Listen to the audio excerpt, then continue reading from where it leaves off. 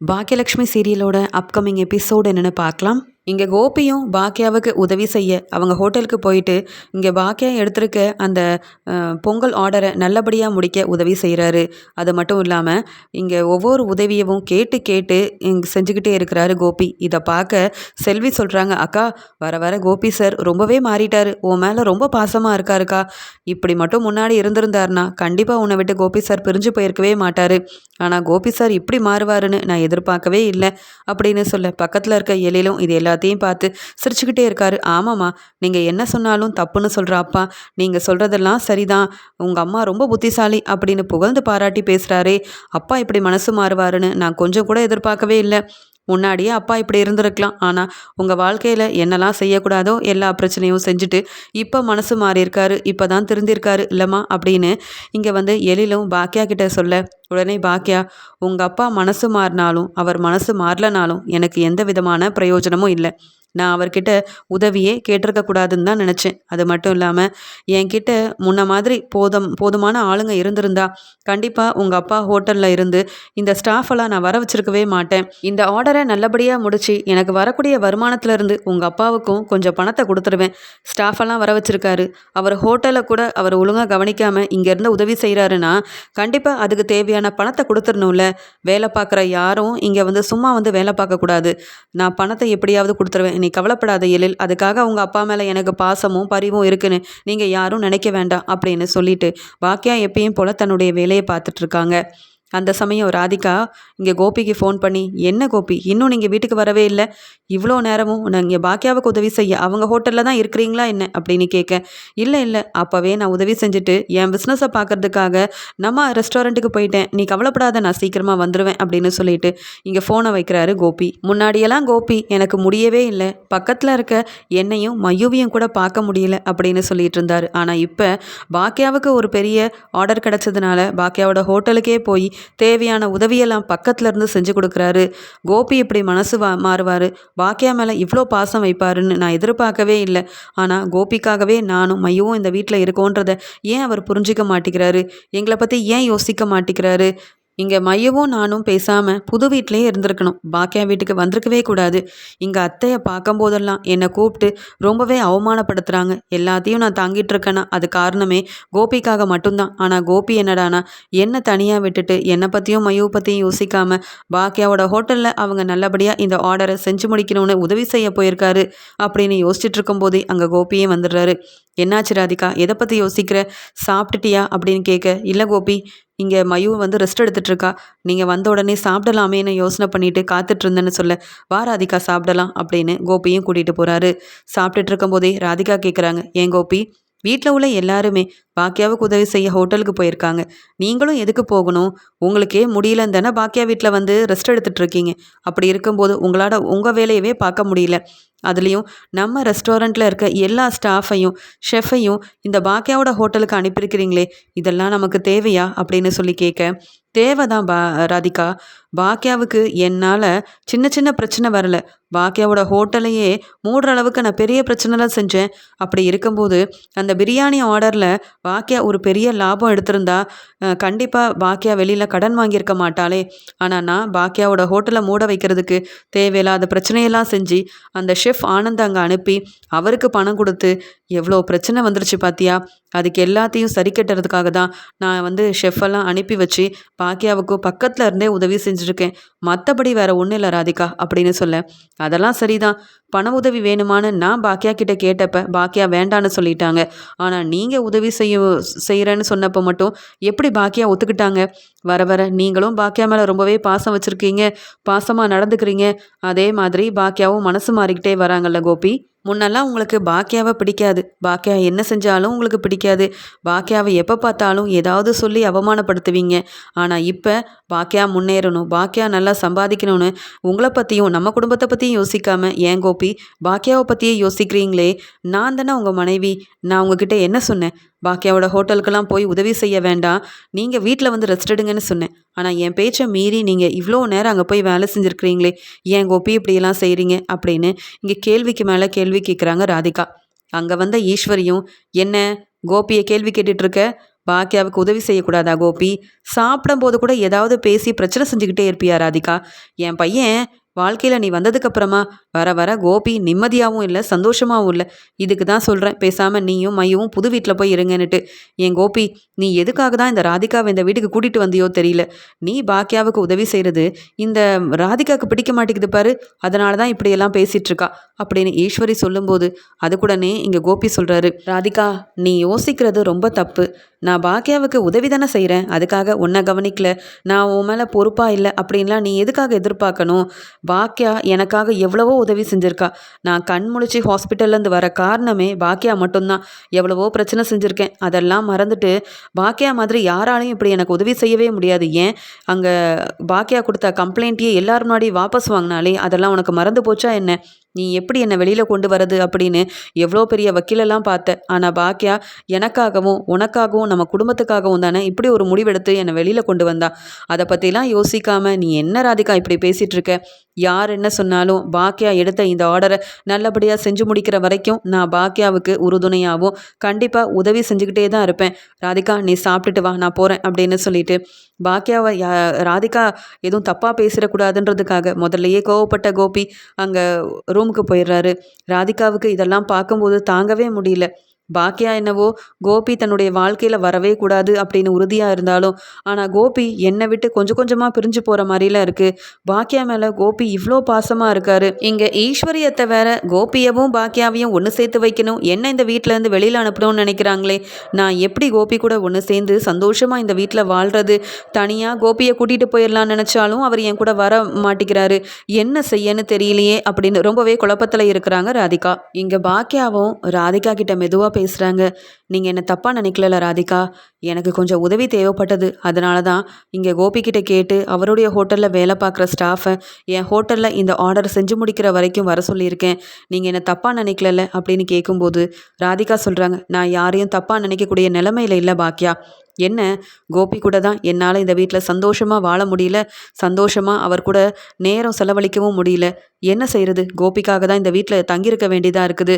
கோபியை கூட்டிகிட்டு என்னைக்கு என் புது வீட்டுக்கு போகிறனோ அன்னைக்கு தான் எனக்கு முழுமையாக நிம்மதியே கிடைக்கும் அப்படின்னு சொல்லிட்டு, நீங்கள் ஆர்டர் எல்லாத்தையும் நல்லபடியாக செஞ்சிட்டிங்களான்னு சொல்ல, நாளைக்கு ஒரு நாள் இருக்குது, அந்த ஆர்டரை செஞ்சு முடிச்சிட்டேன்னா அதுக்கப்புறமா நான் நினச்சதை விட அதிகமான லாபம் வரும், ரொம்ப சந்தோஷமாக இருக்கும் ராதிகா அப்படின்னு பாக்கியா சொல்லும்போது, நீங்கள் எல்லாரும் சந்தோஷமாக இருக்கீங்க, ஆனால் கோபி தான் என்னை விட்டு பிரிஞ்சிருவாரோ அப்படின்ற பயம் எனக்குள்ளே இருந்துக்கிட்டே இருக்குது. மையுவை அத்தை அவமானப்படுத்துகிறாங்க, கோபி என்னை கண்டுக்க கூட மாட்டேங்கிறாரு. அப்படி இருக்கும்போது கோபியும் நானும் ஒன்று சேர்ந்து வாழ்வோமா அப்படின்ற மாதிரியே எனக்கு ஒரு யோசனையாகவே இருக்குது அப்படின்னு ரொம்ப மனசு வேதனைப்பட்டு ராதிகா சொல்ல, அதுக்கு பாக்கியாவும், நீங்கள் கவலைப்படாதீங்க, நீங்கள் குடும்பமாக ஒத்துமையாக இருக்க தான் போகிறீங்க. ஈஸ்வரியத்தை பேசுகிறதெல்லாம் நீங்கள் எதுவுமே யோசிக்காதீங்க. மையுவை பற்றி மட்டும் நீங்கள் கவனமாக இருங்க. மையுவை நல்லா பார்த்துக்கோங்க. சீக்கிரமாகவே நீங்களும் கோபியும் உங்கள் புது வீட்டுக்கு போக தான் போகிறீங்க, சந்தோஷமாக இருக்க தான் போகிறீங்க அப்படின்னு சொல்ல, நீங்கள் சொன்ன மாதிரியே நடந்தாலும் நல்லதாக இருக்கும் பாக்கியா அப்படின்னு சொல்லிட்டு ராதிகா அங்கேருந்து ரொம்ப சோகமாகவே கிளம்பி போகிறாங்க. இங்கே கமலா என் பொண்ணு ராதிகாவை கோபி மாப்பிள்ளை பாக்கியாவோட வீட்டுக்கு கூட்டிகிட்டு போய் ரொம்ப நாள் ஆகுது, ஆனால் அப்போதையிலேருந்து ஃபோன் பண்ணவே இல்லையே இந்த ராதிகா, என்ன ஆச்சுன்னு தெரியல. அங்கே வேற ஈஸ்வரி அம்மா இருக்காங்க. அங்கே ஈஸ்வரி அம்மா இந்த ராதிகாவை மருமகளாக ஏற்றுக்காம என்ன பிரச்சனை செய்கிறாங்களோ தெரியலையே, நம்ம ராதிகாவுக்கு ஃபோன் பண்ணி பேசி பார்ப்போன்னு சொல்லிட்டு கமலா ஃபோன் பண்ணுறாங்க. ஆனால் ராதிகா ரொம்பவே மனவேதனையில் இருந்ததால் அம்மா ஃபோன் பண்ணுறாங்க, நம்ம எடுத்து பேசணுன்னா கண்டிப்பாக இங்கே இருக்க நிலைமையெல்லாம் சொல்லி அழ வேண்டியதாக போயிடும், அதனால் ஃபோனெல்லாம் பேச வேண்டான்னு சொல்லி கமலா ஃபோன் பண்ணும்போது ஃபோனை எடுக்காமையே இருக்கிறாங்க. பல முறை இங்கே கமலா ஃபோன் பண்ணியும் ராதிகா ஃபோனை எடுக்கலன்னு உடனே கமலாவுக்கு ரொம்பவே சந்தேகம் வருது. ஒருவேளை பாக்கியா வீட்டில் இங்கே இந்த ராதிகாவுக்கு பிரச்சனை இருக்குமோ, அதனால தான் இவ என் ஃபோனை எடுக்காமல் இருக்காளோ, இந்த பிரச்சனையெல்லாம் எனக்கு தெரியக்கூடாதுன்னு என் பொண்ணு ராதிகா நினைக்கிறாளோ, பேசாமல் கோபி மாப்பிள்ளை வீட்டுக்கு போய் என்ன ஏதுன்னு பார்க்க வேண்டியதான். கோபி மாப்பிள்ளையை நம்பி தானே ராதிகாவை அந்த பாக்கியா வீட்டுக்கு அனுப்பி வச்சோம். அங்கே கிளம்பும் போதே நான் சொன்னேன், உனக்கு பிடிக்கலன்னா உடனே மையுவை கூட்டிகிட்டு நம்ம வீட்டுக்கு வந்துரு, நாம் எல்லாரும் ஒத்துமையாக ஒரே வீட்டில் இருக்கலாம், கோபி மாப்பிள்ளைய நீ நம்பிட்டு இருக்க வேண்டாம் அப்படின்னு சொன்னேன். ஆனால் அந்த வீட்டில் என்ன நடக்குதுன்னு தெரியல, போய் பார்ப்போம், ராதிகாவை முதல்ல போய் பாக்கியா வீட்டில் போய் பார்க்கணும் அப்படின்னு சொல்லிட்டு கமலாவும் ஊர்லேருந்து பாக்கியா வீட்டுக்கு கிளம்பி வராங்க. கமலா ரொம்பவே சந்தோஷமாக ராதிகாவை பார்க்க போகிறோம், ரொம்ப நாள் கழிச்சு மையுவையும் பார்க்க போகிறோன்னு சொல்லி பாக்கியா வீட்டு வாசலில் வந்து நிற்க, உடனே ஈஸ்வரியும், இனியா இங்கே யார் வந்திருக்காங்கன்னு பாருன்னு சொல்ல, ராதிகா அவங்களோட அம்மா வந்திருக்காங்க. என்ன பாட்டி அப்படின்னு சொல்லும்போது, ராதிகாவே இந்த வீட்டில் இருக்கக்கூடாதுன்னு நினைக்கிறேன். ராதிகாவோட அம்மா வேற இங்கே வந்திருக்காங்களா? யார் யார் இந்த வீட்டுக்குள்ளே வரணும்னு வர வர என் பேச்சு யாருமே கேட்குறதில்ல. இவன் எதுக்காக முதல்ல நம்ம வீட்டுக்கு வந்திருக்கா அப்படின்னு சொல்லி திட்ட ஆரம்பிக்கிறாங்க. உடனே ஆஃபீஸ்க்கு போகணுன்னு கீழே வந்த ராதிகாவும் அவங்க அம்மா நிற்கிறத பார்த்துட்டு பேரதிர்ச்சி அடைகிறாங்க. அம்மா எதுக்காக இந்த பாக்கியா வீட்டுக்கு வந்தாங்க? நானே இங்கே இருக்க பிடிக்காம நடக்கிற பிரச்சனையெல்லாம் பார்த்துட்டு எப்போ இந்த வீட்டிலேருந்து வெளியில் போகணும் அப்படின்னு யோசிச்சுட்டு இருக்கேன். இப்போ அம்மா வேற வந்திருக்காங்களே, ஈஸ்வரியத்தை பார்த்தா அவ்வளவுதான் பெரிய பிரச்சனை வரப்போகுதுன்னு சொல்லிட்டு இங்கே கொஞ்சம் கூட சந்தோஷமே இல்லாமல் ராதிகா வந்த கமலாவை பார்த்து ஏமா இங்கே வந்த அப்படின்னு கேட்குறாங்க. உடனே கமலாவும், என்ன ராதிகா இப்படி கேட்குற? நீ இந்த வீட்டில் சந்தோஷமாக இருப்ப, என்னை பார்த்த உடனே சந்தோஷப்படுவ, என் பொண்ணை பார்த்துட்டு போகணும்னு வந்தா நீ என்ன ராதிகா இப்படி பேசிகிட்டு இருக்க? இவங்களாலலாம் உனக்கு அப்போ இந்த வீட்டில் பிரச்சனை தான். நீ சந்தோஷமாகவும் நிம்மதியாகவும் இல்லைன்னு உன் முகத்தை பார்த்த உடனே எனக்கு நல்லாவே தெரிஞ்சு போச்சு. இதுக்காகவா கோபி மாப்பிள்ள உன்னை இந்த வீட்டுக்கு கூட்டிகிட்டு வந்தாரு அப்படின்னு கமலா ரொம்பவே சத்தமாக கேட்க, அங்கே கோபி பாக்கியானு எல்லாருமே வந்துடுறாங்க. உடனே ஈஸ்வரி கோபியை பார்த்து, இதுக்கு தான் சொன்னேன் இந்த ராதிகா மயூன்னு யாரையும் பாக்கியா வீட்டுக்கு கூட்டிகிட்டு வராதுன்னு. என் பேச்சை கேட்டியா கோபி? இங்கே பாரு, ராதிகாவோட அம்மா காலையிலே வந்த உடனே இப்போ இவ்வளோ பெரிய பிரச்சனை பண்ணுறான்னுட்டு தேவையா இதெல்லாம்? நீ இந்த வீட்டில் சந்தோஷமாக நிம்மதியாக இருந்தாதான் ஆரோக்கியமாக இருப்பேன்னு உன்னை கூட்டிகிட்டு வந்தா. இங்கே இந்த ராதிகாவால் பிரச்சனைக்கு மேலே பிரச்சனை வருது. இப்போவே ராதிகாவை அவங்க அம்மாவை கூட்டிகிட்டு வெளியில் போக சொல்லு அப்படின்னு ஈஸ்வரி ரொம்பவே கோபமாக பேசுகிறாங்க. உடனே கோபியும், அம்மா கொஞ்சம் பொறுமையாக இருங்கம்மா, ராதிகாவோட அம்மா இப்போ தானே வந்திருக்காங்க. அத்தை என்னத்தை திடீர்னு வந்திருக்கிறீங்க? ராதிகா, நான் தான் உங்ககிட்ட ஏற்கனவே சொன்னேனே, உன்னை பார்க்குறதுக்கு இப்போதைக்கு உங்கள் அம்மா வர வேண்டாம், நம்ம புது வீட்டுக்கு போனதுக்கப்புறமா உங்கள் அம்மாவை வர வைக்கலான்னு சொன்னால் இப்போ எதுக்கு உங்கள் அம்மா இங்கே வந்திருக்காங்கன்னு கேட்க, கோபி நான் எங்கள் அம்மாவை வர சொல்லலை. எங்கள் அம்மா ஃபோன் பண்ணப்போ கூட நான் பேசவே இல்லை. ஏன்னா நான் இந்த வீட்டில் சந்தோஷமாக இல்லை கோபி. அப்படி இருக்கும்போது என்னை பற்றின எதுவுமே எங்கள் அம்மாவுக்கு தெரியக்கூடாது, அவங்க மனசு வேதனைப்படுவாங்க. நான் சந்தோஷமாக இல்லை தெரிஞ்சா எங்கள் அம்மா, என் அண்ணன், என் குடும்பத்தில் உள்ளவங்க மனசு வேதனைப்படுவாங்கன்னு கூட இங்கே நடக்கிற எதை பற்றியுமே நான் சொல்லாமல் தான் இருக்கேன். எங்கள் அம்மா என்னை பார்க்க ஆசாசியாக இங்கே வந்திருக்காங்க. ஆனால் உங்கள் அம்மா ஈஸ்வரி எங்கள் அம்மாவை வீட்டுக்குள்ளே விடாமல் நிற்க வச்சு கேள்வி கேட்குறாங்க. அதெல்லாம் உங்களுக்கு தப்பாக தெரியல. எங்கள் அம்மா என்னை பார்க்கணுன்னு வந்தது மட்டும்தான் தப்பாக தெரியுதா கோபி? என்ன கோபி நினச்சிட்டு இருக்கீங்க? நீங்களும் உங்கள் அம்மா மாதிரியே பேசுகிறீங்களே. நீங்கள் என்ன கல்யாணம் பண்ணியிருக்கீங்க கோபி, என் மேலேயும் உங்களுக்கு கொஞ்சம் கூட அக்கறையும் பொறுப்பும் இல்லை. மயு உங்கள் பொண்ணு. ஆனால் மற்றவங்க எல்லாரும் மயுவை திட்டி அவமானப்படுத்துகிறாங்க. அதை பற்றியும் நீங்கள் யோசிக்க மாட்டேங்கிறீங்க. உங்கள் குடும்பம் தான் உங்களுக்கு முக்கியம். நீங்கள் எங்கே இருந்தால் சந்தோஷமாக இருப்பீங்களோ அந்த இடத்துல இருக்கணும்னு நினைக்கிறீங்களே தவிர்த்து உங்களால் மற்ற யாரும் சந்தோஷமாக இல்லைன்றதை கொஞ்சம் கூட நீங்கள் பொறுப்பே இல்லாமல் கவனிக்காமல் இருக்கிறீங்க கோபி அப்படின்னு சொல்ல, உடனே கமலா கண் கலங்கி அழுகிற ராதிகாவை பார்த்துட்டு, ராதிகா என்னம்மா ஆச்சு? இந்த ஈஸ்வரி உன்னை ஏதாவது சொன்னாங்களா? இல்லை கோபி மாப்பிள்ளையால் உனக்கு பிரச்சனையாமா? உன்னை பார்க்கலான்னு வந்தேன், ஆனால் இங்கே கண் கலங்கி போய் நிற்கிறாளே ராதிகா. மாப்பிள்ளை இப்படி ராதிகாவை அழ வைக்கிறதுக்காகவும் அவமானப்படுத்துறதுக்காகவும் தான் பாக்கியாவோட வீட்டுக்கு கூட்டிகிட்டு வந்தீங்களா? இதுக்கு பேசாமல் அந்த புது வீட்லேயே ராதிகா தனியாக நிம்மதியாக மைய கூட இருந்திருப்பாளே. என்ன மாப்பிள்ளை நீங்கள் பொறுப்பே இல்லாமல் நடந்துக்கிறீங்க அப்படின்னு ரொம்ப கோவத்தில் இருந்த கமலா ஈஸ்வரியை மட்டும் இல்லாமல் கோபியவும் நிற்க வச்சு கேள்வி கேட்க, உடனே கோபி சொல்கிறாரு, அத்தை நீங்கள் அமைதியாக இருங்க, ராதிகா நல்லா தான் இருக்கா. அவள் எதையோ தேவையில்லாமல் மனசில் வச்சுக்கிட்டு இப்படியெல்லாம் பேசிகிட்டு இருக்கா. என்ன ராதிகா உனக்கு இந்த வீட்டில் சந்தோஷம் இல்லைன்னு கேட்க, எப்படிங்க சந்தோஷம் வரும்? நீங்கள் எப்போ பார்த்தாலும் பாக்கியாவை பெருமையாக பேசுகிறீங்க. பாக்கியா மட்டும்தான் உங்கள் கண் முன்னாடி தெரியுறாங்க. என்னை பற்றி யோசிக்கல. நானும் மையவும் தனியாக இருக்கோம். வெளியில் எங்கேயாவது கூட்டிகிட்டு போவோம். நாங்கள் நிம்மதியாக இல்லாமல் இருக்கோமே, எங்களை சந்தோஷமாக வச்சுப்போன்னு இல்லாமல் உங்கள் அம்மா பேச்சை கேட்டுக்கிட்டு பாக்கியாவுக்கு உதவி செய்கிறேன்னு ஹோட்டலுக்கு போகிறீங்க. வீட்டு பக்கமே வராமல் இருக்கீங்க. மையுவை உங்கள் அம்மா திட்டும்போது கூட அதை பற்றி யோசிக்காமல் இருக்கிறீங்க. என் பொண்ணு மையு ஏங்க உங்கள் வீட்டில் உள்ளவங்க முன்னாடி தலை குனிஞ்சு அவமானப்பட்டு நிற்கணும்? எல்லாத்துக்குமே காரணம் நான் தானேங்க மயுவை உங்களை அப்பான்னு கூப்பிட சொன்னேன். ஆனால் உங்கள் அம்மா என்ன பேச்சு தெரியுமா பேசுகிறாங்க? மயுவை பற்றி யோசிக்கவே மாட்டேங்கிறாங்க. உங்களுக்கு உங்கள் பொண்ணு இனியா முக்கியம், உங்கள் அம்மா முக்கியம். அதுக்காக இந்த வீட்டில் இருக்கிறீங்க. நான் எதுக்குங்க இங்கே இருக்கணும்? என்ன காரணத்துக்காக நானும் மையவும் இங்கே இருக்கணும்? எங்கள் அம்மா எனக்காக கேள்வி கேட்குறாங்கன்னா அவங்களுக்கு எல்லா உரிமையும் இருக்குது. ஏன் உங்கள் அம்மாவுக்காக ஒவ்வொன்றையும் பார்த்து செய்கிறீங்களே கோபி. அப்போ எனக்கு ஒரு பிரச்சனைனா எங்கள் அம்மா வந்து நிற்க தானே செய்வாங்க, கேள்வி கேட்க தானே செய்வாங்க கோபி. நான் உண்மையாகவே உங்களை கல்யாணம் பண்ணிக்கிட்டு நிம்மதியாக இல்லை கோபி. உங்களை ஏன் கல்யாணம் பண்ணணும்னு இப்போ தான் எனக்கு தோணுது. நான் தனியாகவே இருந்திருந்தா கூட மயுவை நல்லபடியாக கவனிச்சிருப்பேன். மயு என்னால் சந்தோஷமாக இருந்திருப்பா. ஆனால் ஒவ்வொரு நேரம் நேரமும் மயு உங்கள் அம்மா முன்னாடி தலை குனிஞ்சு நின்று அழுகும்போது என்னால் பார்த்துட்டு தாங்க முடியல கோபி. நீங்களும் அப்பாவா வந்து நடந்துக்க மாட்டேங்கிறீங்க. எப்பயுமே இனியாவுக்கு செய்கிற எதையும் மயுவுக்கு செய்ய மாட்டேங்கிறீங்க. என்னையே நீங்கள் ஏற்றுக்க மாட்டேங்கிறீங்க. அப்புறம் எப்படி மயுவை கவனிப்பீங்க?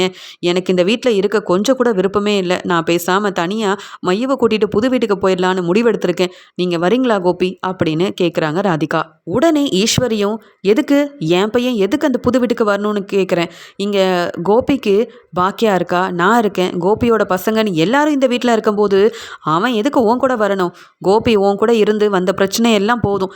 இப்போ தான் கோபி நிம்மதியாக இருக்கான். என் பையன் கோபி யாரு கூடயும் எங்கேயும் வரமாட்டான். ராதிகா உனக்கு வேணும்னா மையவை கூட்டிகிட்டு நீ தனியாக போ. கோபி இந்த ராதிகாவெல்லாம் நம்பி போனேன் அப்புறம் மறுபடியும் அம்மாவை பார்க்க முடியாது. உன் பசங்க பக்கமே நீ வர முடியாது, பார்த்துக்கோ. என்னை நீ இப்போ தான் அம்மானு கூப்பிட்டு சந்தோஷமாக என்கிட்ட பேசிகிட்டு இருக்க. மறுபடியும் இந்த அம்மாவை பார்க்கவே முடியாத ஒரு நிலைமைக்கு இந்த ராதிகா கொண்டு வந்துடுவா. அதுக்கப்புறமா நீ என்ன முடிவு வேணாலும் எடுத்துக்க அப்படின்னு சொல்லும்போது கோபிக்கு என்ன செய்யனே தெரியல. பாக்கியாவோட நல்ல மனசை இப்போ தான் புரிஞ்சுக்கிட்டேன். என் பசங்க கூட இருந்து அவ்வளோ சந்தோஷமாக இருக்கேன். என் அம்மா என்கிட்ட இப்போ தான் பேச ஆரம்பிச்சிருக்காங்க. அதுக்குள்ளே ராதிகா மறுபடியும் இந்த வீட்டிலேருந்து என்னை பிரித்து கூட்டிகிட்டு போகணும்னு பார்க்குறாளே. இப்போ நான் என்ன முடிவெடுக்க? ஒரு பக்கம் என் அம்மாவும் என் பசங்களும் என் மேலே அவ்வளோ பாசமாக இருக்காங்க. இன்னொரு பக்கம் ராதிகா என்னை தனியாக கூட்டிகிட்டு போகணும்னு நினைக்கிறா. இதில் யார் முக்கியம்னு முடிவெடுத்தாலும் கண்டிப்பாக எனக்கு தான் பிரச்சனை வரும். என்ன செய்யன்னு தெரியாமல் ஒரு முடிவும் எடுக்க முடியாமல் நிற்கிறாரு கோபி. இதை பார்த்த கமலா, என்ன மாப்பிள்ள நீங்கள் ராதிகா தான் முக்கியம்னு மையவையும் ராதிகாவையும் கூட்டிகிட்டு புது வீட்டுக்கு போகாமல் இன்னும் உங்கள் அம்மா பேச்சை கேட்டுக்கிட்டே இருக்கிறீங்க. நீங்கள் என்ன சின்ன பிள்ளையா மாப்பிள்ள? இன்னும் நீங்கள் அம்மா பேச்சை கேட்டுக்கிட்டு இருக்கிறதுக்கு? நீங்கள் ராதிகா கூட இருந்தால் சந்தோஷமாக இருக்க மாட்டீங்கன்னு உங்கள் அம்மா சொல்கிறாங்க. அதையும் கேட்டுட்டு அமைதியாக நிற்கிறீங்க. அப்போ எதுக்கு ராதிகாவை கல்யாணம் பண்ணீங்க? உங்கள் அம்மா கிட்ட கேட்டால் இதெல்லாம் செஞ்சீங்க இல்லைல்ல? அப்படி இருக்கும்போது ராதிகா முக்கியம்னு பேசாமல் இங்கேருந்து கிளம்பி வாங்க. நிம்மதியாக ராதிகா கூட தனியாக வாழுங்க மாப்பிள்ள. அதை விட்டுட்டு நீங்கள் இங்கேயே இருந்துக்கிட்டு உங்களால் ராதிகாவும் பிரச்சனையை அனுபவிச்சுட்டு இருக்கிறதெல்லாம் பார்த்துட்டு ஒரு அம்மாவாக இருந்து என்னால் சும்மா இருக்க முடியாது. அப்புறம் உங்கள் அம்மா பேசுகிற பேச்சுக்கெல்லாம் நான் மறுபடியும் போலீஸ் வரைக்கும் போக வேண்டியதாக போயிடும். நான் அப்புறம் கம்ப்ளைண்ட் கொடுத்தா உங்கள் அம்மாவோட நிலைமை என்ன ஆகும்னு யோசிச்சு பாருங்கள் மாப்பிள்ள அப்படின்னு கமலா பேசும்போது ரொம்பவே கோவமாக இங்கே கோபியும், என்னத்தை நீங்களும் எங்கள் அம்மாவை தேவையில்லாமல் பேசுகிறீங்க? அவங்க என் மேலே உள்ள பாசத்தில் பேசிகிட்டு இருக்காங்க. நீங்கள் ராதிகா மேலே அக்கறை இருக்க போய் தானே இப்படி வந்து என்ன கேள்வி கேட்குறீங்க? அதே அக்கறை எங்கள் அம்மாவுக்கும் என் மேலே இருக்காதா என்ன? அதுக்காக எங்கள் அம்மாவை பற்றி எதுவும் தப்பாக பேசுகிறேன் இல்லை போய் கம்ப்ளைண்ட் கொடுப்பேன்ற பேச்செல்லாம் பேசிகிட்டு இருந்தீங்கன்னா அப்புறம் அத்தைன்னு கூட பார்க்க மாட்டேன் நினச்சிக்கோங்க அப்படின்னு கோபி இங்கே ஈஸ்வரிக்கு சப்போர்ட் பண்ணி இங்கே வந்த கமலாவை வெளுத்து வாங்குறாரு. இதை பார்த்துட்டு இருந்த ராதிகாவால் தாங்க முடியல. கோபிக்கு எப்பயுமே அவருடைய குடும்பம் தான் முக்கியம். என்னை பற்றி யோசிக்க மாட்டார்.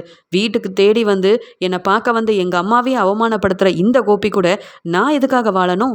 இந்த வீட்டில் எனக்கு மதிப்பும் மரியாதையும் இல்லைன்னு தெரிஞ்சிருந்தும் கோபிக்காக நான் இங்கே இந்த வீட்டுக்கு வந்தேன்.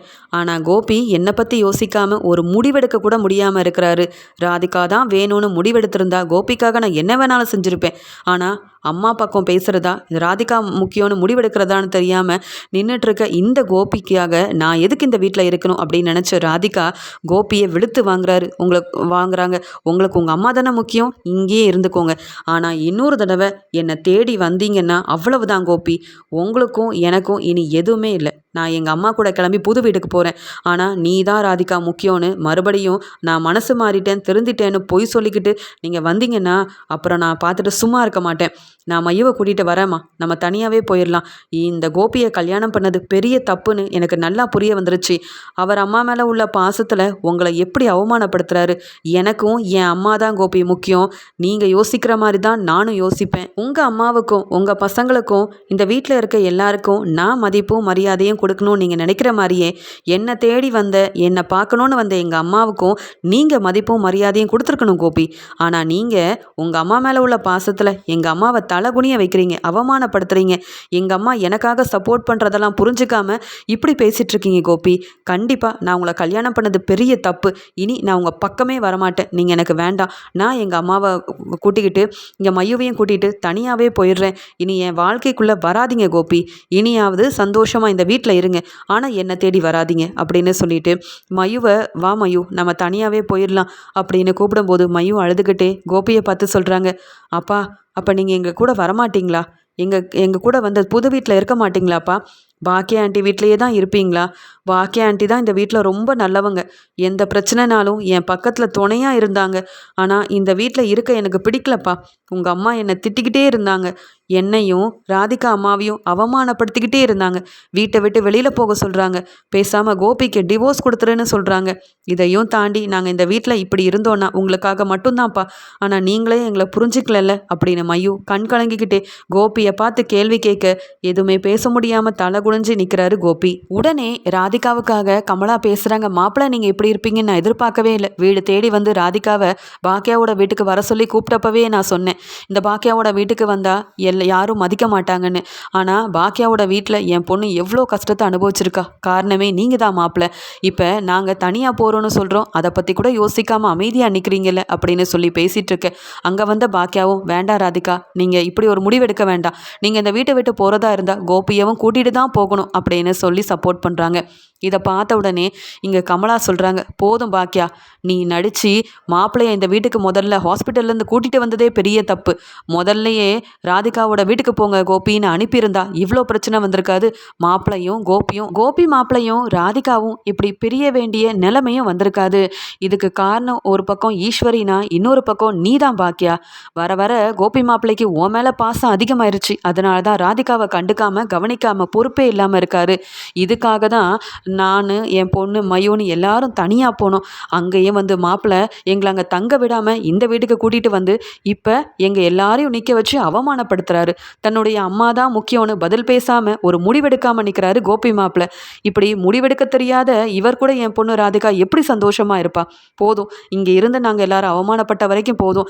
யாரும் இனி எங்களை தேடி வராதிங்க. இனியாவது ராதிகா மைய கூட தனியாக இருக்கட்டும், சந்தோஷமாக இருக்கட்டும் அப்படின்னு சொல்லி கமலா அங்கே கோபியை நல்லா வெளுத்து வாங்கிட்டு ராதிகா மையோன்னு 2 பேரையுமே கூட்டிட்டு புது வீட்டுக்கு கிளம்பி போயிடுறாங்க. இதை பார்த்த பாக்கியா கண் கலங்கிக்கிட்டே கோபியை கேள்வி கேட்குறாங்க, போதுமா கோபி, இப்போ உங்கள் குடும்பத்தை பிரிஞ்சு இந்த வீட்டில் நீங்கள் சந்தோஷமாக இருக்கலாம் அப்படின்னு நினைக்கிறீங்களா? உங்களுக்கு உங்கள் அம்மா தான் முக்கியம்னா எதுக்காக ராதிகாவை கல்யாணம் பண்ணணும்? உங்கள் அம்மா முக்கியம்னா நீங்கள் குடும்பத்தை பிரிஞ்சு போயிருக்கவே கூடாது. ஆனால் செய்ய வேண்டாததெல்லாம் செஞ்சுட்டு இப்போ ராதிகாவையும் மையவையும் தனியாக போக விட்டுட்டீங்கல்ல அப்படின்னு சொல்லி, நீங்கள் செய்கிறது ரொம்ப பெரிய தப்பு கோபி. உங்கள் அம்மாவை பற்றி யோசிக்கிறீங்க, ராதிகாவை பற்றியும் மையவை பற்றியும் நீங்கள் யோசிக்கவே இல்லை. நீங்கள் இப்போ வரைக்கும் செஞ்சது எல்லாமே தப்பு தான் அப்படின்னு பாக்கியாவும் கோபியை திட்டிட்டு கண் கலங்கிக்கிட்டே அங்கே கிச்சனுக்கு போயிடுறாங்க. என்ன செய்யன்னு தெரியாத கோபி ஒரு பக்கம் பாக்கியாவும் வெளுத்து வாங்குறா, இன்னொரு பக்கம் ராதிகா நான் வேண்டான்னு சொல்லி பிரிஞ்சு போயிட்டாளேன்னு யோசிக்கிறாரு.